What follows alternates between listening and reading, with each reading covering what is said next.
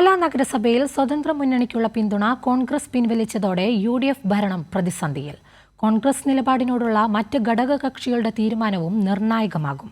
സ്വതന്ത്ര മുന്നണിക്കുള്ള പിന്തുണ പിൻവലിക്കുവാൻ ഇന്നലെ ചേർന്ന കോൺഗ്രസ് മണ്ഡലം കമ്മിറ്റിയാണ് തീരുമാനിച്ചത്.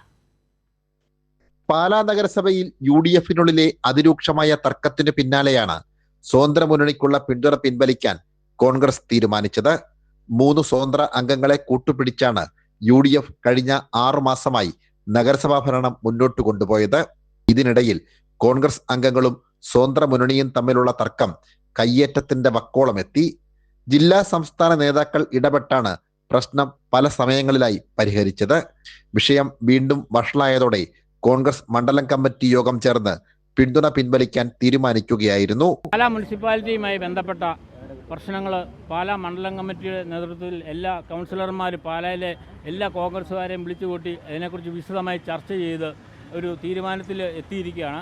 സ്വതന്ത്ര മുന്നണിക്കുള്ള പിന്തുണ പിൻവലിക്കാൻ പാലാ മണ്ഡലം കമ്മിറ്റി ഏകകണ്ഠേന തീരുമാനിച്ചു. അതിൻ്റെ കോപ്പി ജില്ലാ സംസ്ഥാന KPCCക്കും DCCക്കും മുഖ്യമന്ത്രിക്കും കൊടുക്കുന്നതായിരിക്കും. എന്നാൽ പ്രാദേശിക കോൺഗ്രസ് നേതൃത്വത്തിന്റെ തീരുമാനം അംഗീകരിക്കില്ലെന്ന നിലപാടിലാണ് സ്വതന്ത്ര മുന്നണിയിലെ 3 അംഗങ്ങൾ. തങ്ങളുടെ കരാർ ജില്ലാ സംസ്ഥാന നേതൃത്വവുമായിട്ടാണ്. അവർ നിലപാട് വ്യക്തമാക്കട്ടെ എന്ന തീരുമാനത്തിലാണ് സ്വതന്ത്ര മുന്നണിയെ നയിക്കുന്ന ബിനു പുളിക്കക്കണ്ടവും കുടുംബവും. മണ്ഡലം കോൺഗ്രസ് കമ്മിറ്റിയുടെ തീരുമാനം ജില്ലാ നേതൃത്വം അംഗീകരിക്കുമോ എന്നാണ് ഇനി അറിയേണ്ടത്. സനോജ് സുരേന്ദ്രൻ, കൈരളി ന്യൂസ്, കോട്ടയം.